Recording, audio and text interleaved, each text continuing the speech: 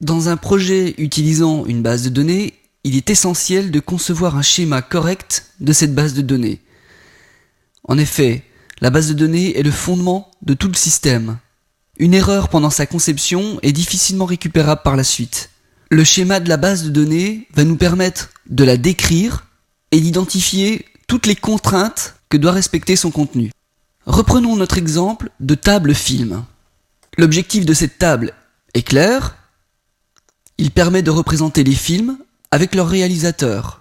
Comme vous pouvez le constater, cette table contient un ensemble de problèmes. Ces problèmes découlent d'un grave défaut de la table. En effet, comme vous pouvez le voir, il est possible de représenter la même information plusieurs fois.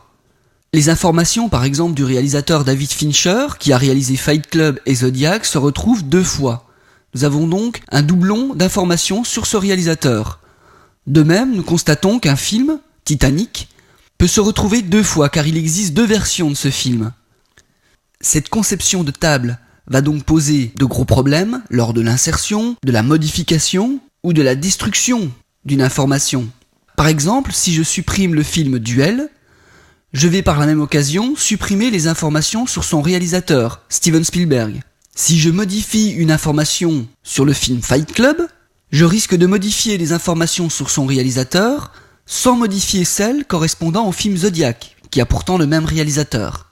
Une bonne méthode évitant les anomalies que nous venons de voir serait d'être capable de représenter individuellement les films et les réalisateurs, de manière à ce qu'une action sur l'un n'entraîne pas systématiquement une action sur l'autre. Il faut également définir une méthode d'identification d'un film ou d'un réalisateur qui permette d'assurer que la même information est représentée une seule fois. Enfin, il faut préserver le lien entre les films et les réalisateurs, mais sans introduire de redondance. De cette manière, on distingue la table film de la table réalisateur.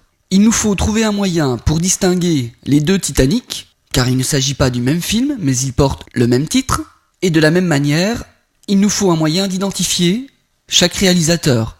On pourrait imaginer qu'il existe 2 réalisateurs portant le même nom. La solution serait donc d'introduire dans chacune de ces tables un identifiant, c'est-à-dire un numéro unique pour chaque film et pour chaque réalisateur.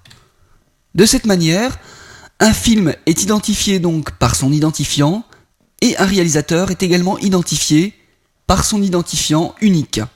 Il nous reste donc à représenter le lien qui existe entre la table film et la table réalisateur.